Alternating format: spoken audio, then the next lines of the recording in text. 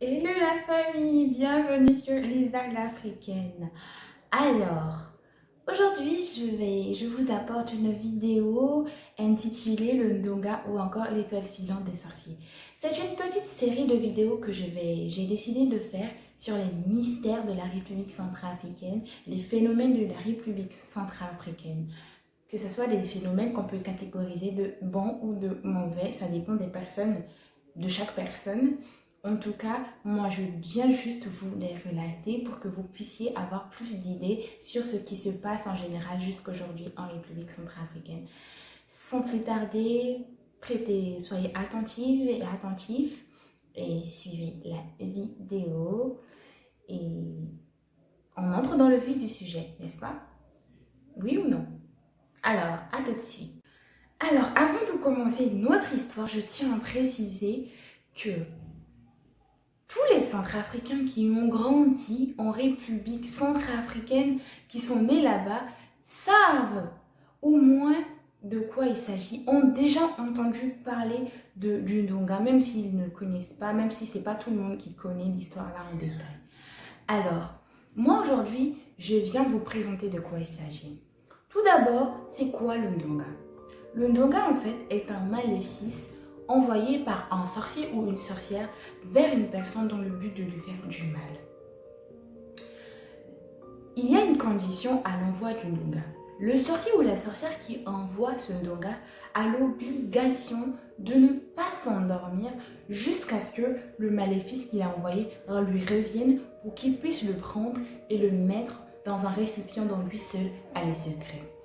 Dans le cas contraire, lorsque le sorcier s'endort au beau milieu de l'envoi de son sortilège ou encore il s'endort sans attendre le retour de son sortilège, celui-ci va revenir et au lieu d'entrer dans le récipient, il va pénétrer le corps du sorcier et lui faire du mal à la place de la victime et la personne va guérir.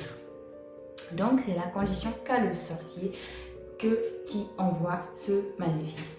Alors, maintenant, concernant le Ndonga, qu'est-ce qu'il va faire? Lorsqu'il est envoyé, il faut dire que c'est un esprit maléfique. Lorsqu'il est envoyé, il va se mettre en dessous il va traverser les quartiers, les villes.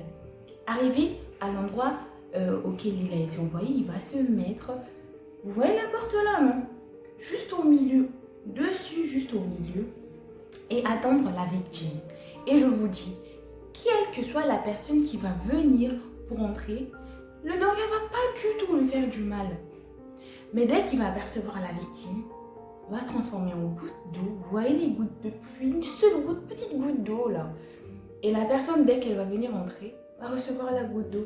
Parfois, elle va se dire que c'est juste rien du tout. Hein. Vu que quand tu reçois une goutte d'eau, est-ce que tu te dis que c'est un maléfice? Non.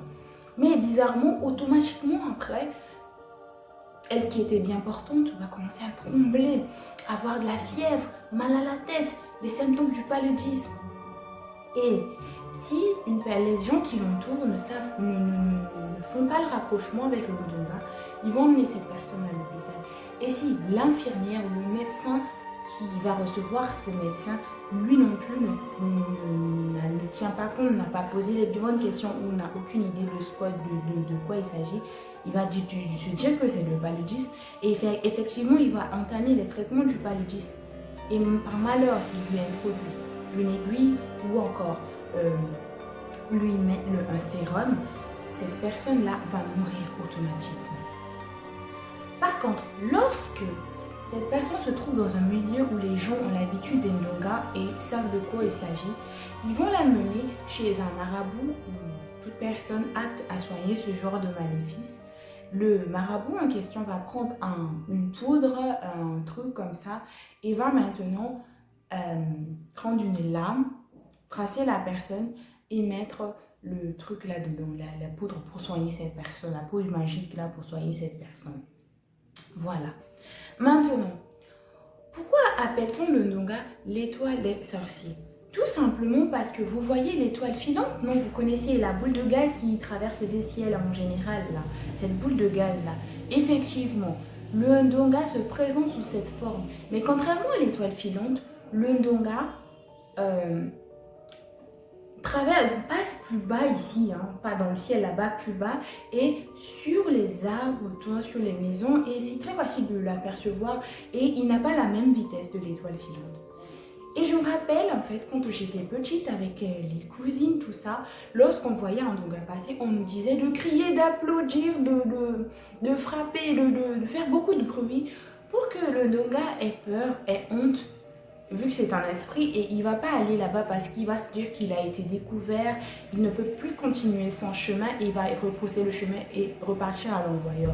Donc, c'est comme ça qu'on dit que toute personne lambda qui aperçoit le Ndonga peut aider la victime là en question. Et voilà. Donc, nous arrivons à la fin de ma vidéo. J'espère que cette petite histoire vous a plu. Je vais aussi vous apporter d'autres histoires